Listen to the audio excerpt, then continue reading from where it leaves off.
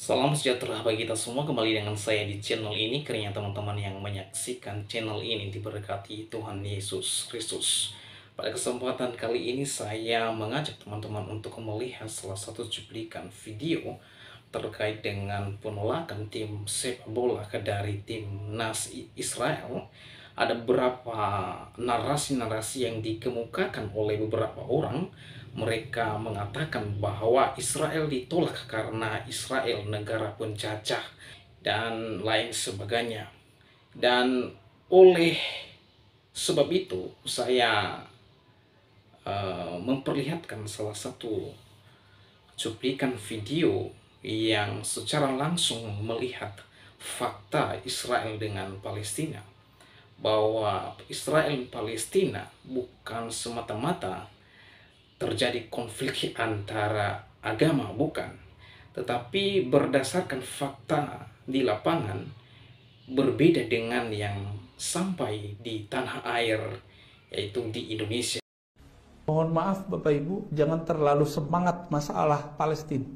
Jangan kebablasan. Ini ada cerita yang kita banyak nggak tahu. Kejadiannya di Masjidil Aqsa, tapi kemudian yang berperang Hamas dengan Israel. Ini dua hal yang berbeda. Ya, Hamas, tahu nggak Hamas siapa? Nggak tahu kan? Kita taunya Palestina. Ini kabar agak pahit, saya kasih tahu. Ya, karena kita kadang-kadang donasi, kita nggak tahu donasi ke siapa. Saya suka Bapak Ibu hobi donasi, tapi pastikan donasinya ke siapa.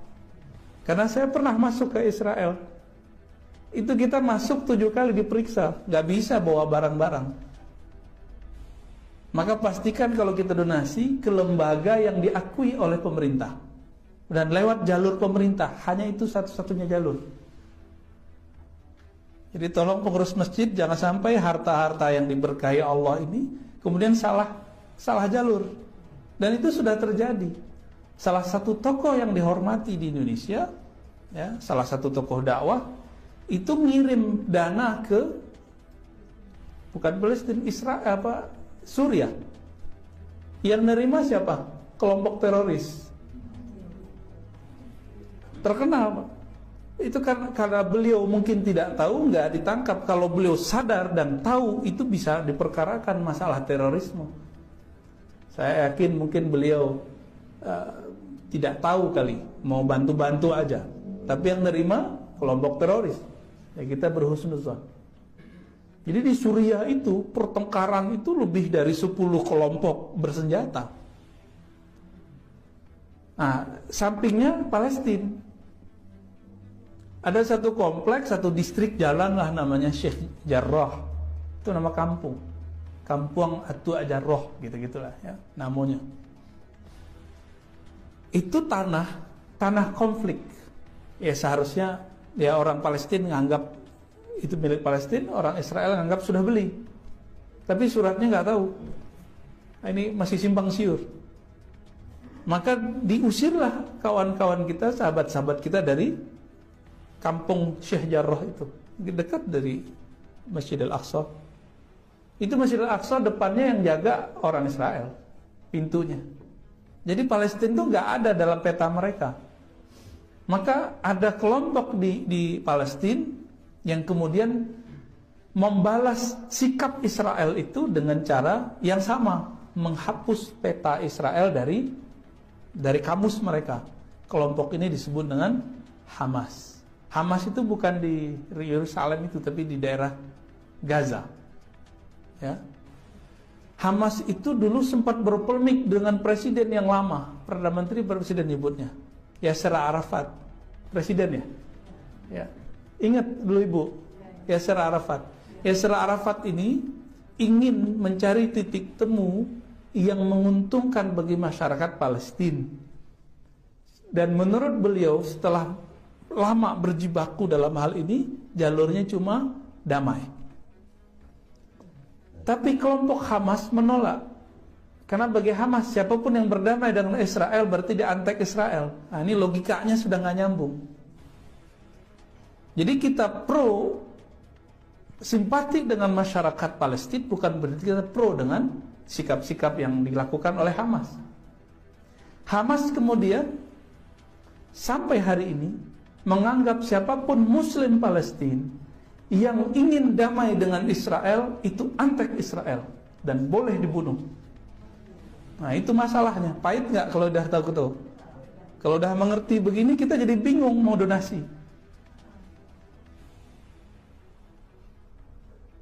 Udah pernah ke Palestina, Pak?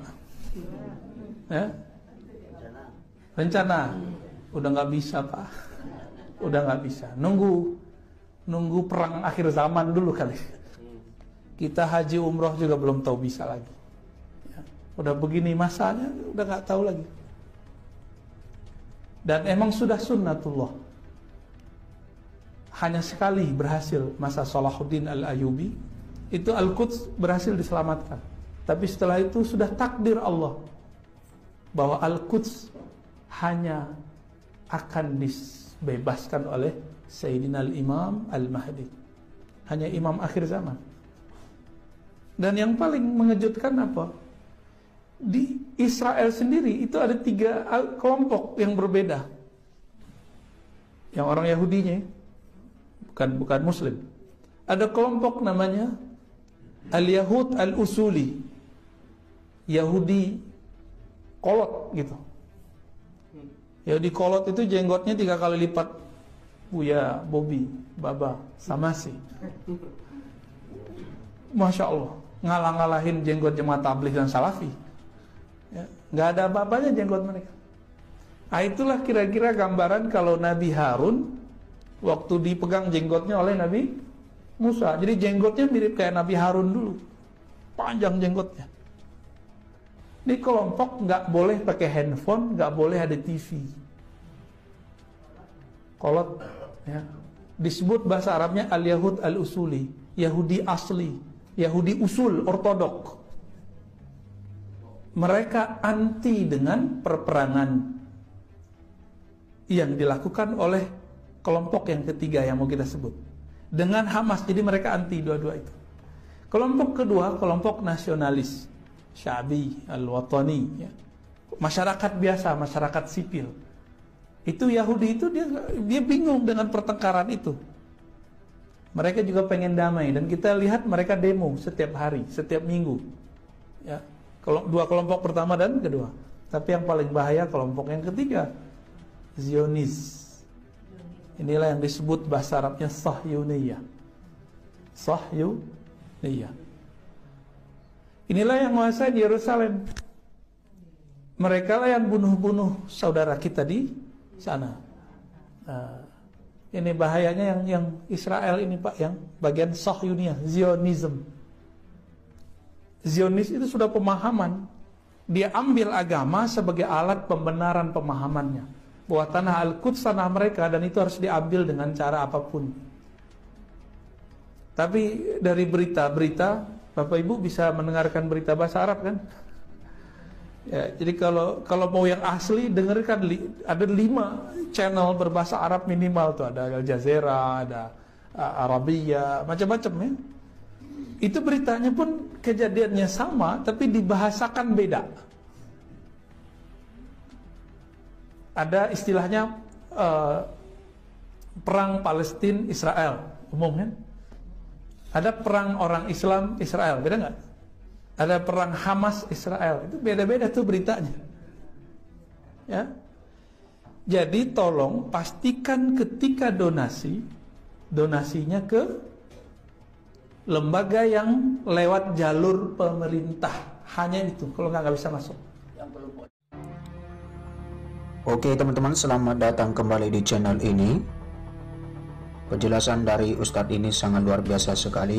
Dia memberikan satu pernyataan yang benar mengenai Palestina dan juga Israel. Dan silakan teman-teman berkomentar bagaimana pendapat Anda, dan kita lihat tanggapan-tanggapan masyarakat melalui kolom komentar. Kita mulai dari Gindo Purba. Dengarkan baik-baik Ustadz kita yang baik ini.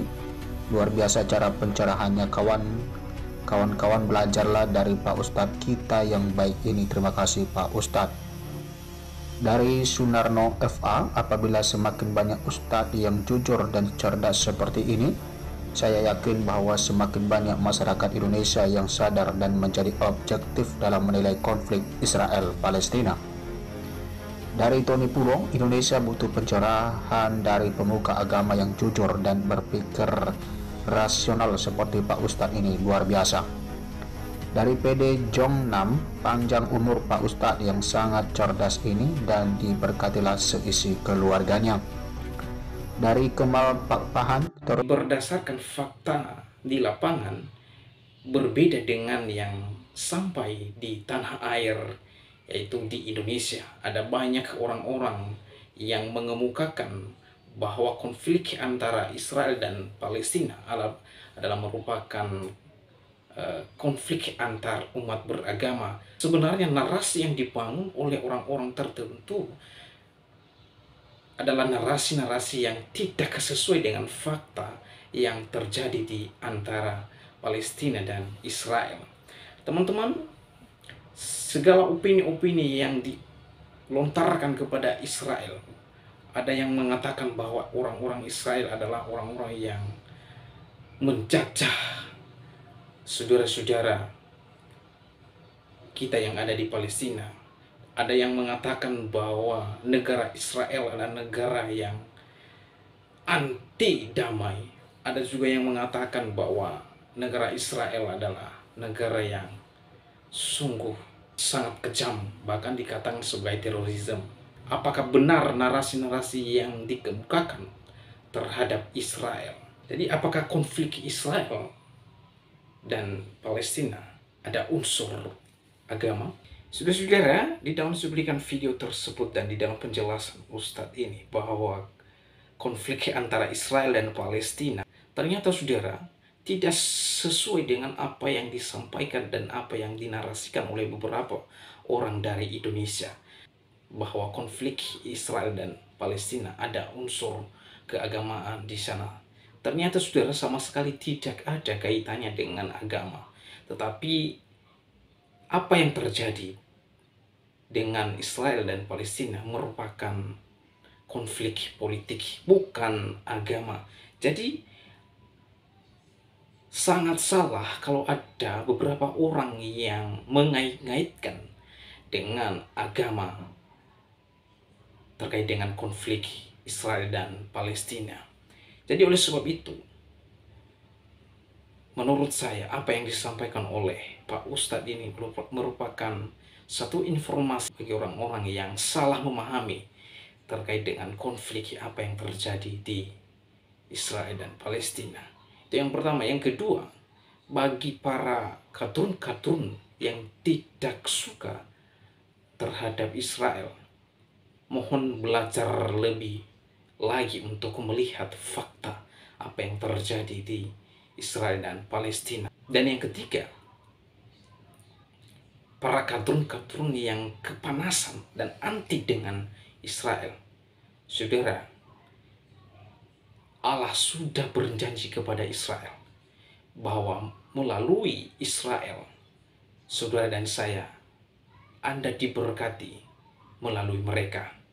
Jadi kalau Anda mengutuk orang Israel, sama saja Anda mengutuk Allah, dan Allah yang melawan saudara dan saya. Jadi oleh sebab itu, siapa yang memberkati dan mengutuk Israel akan berhadapan dengan Tuhan. Karena janji Tuhan kepada Israel, siapa yang memberkati engkau, maka Tuhan memberkati orang yang memberkati Israel. Siapa yang mengutuk Israel, maka Tuhan yang mengutuk orang tersebut. Itu janji Tuhan kepada Israel. Dan yang keempat, Israel tidak pernah ditaklukkan oleh siapapun, karena mereka adalah umat pilihan Allah. Lalu apa yang terjadi ketika Indonesia menolak Israel? Ya, tahu sendiri akibatnya. Demikianlah video saya kali ini. Sampai jumpa di video saya selanjutnya. Tuhan Yesus memberkati kita semua. Shalom.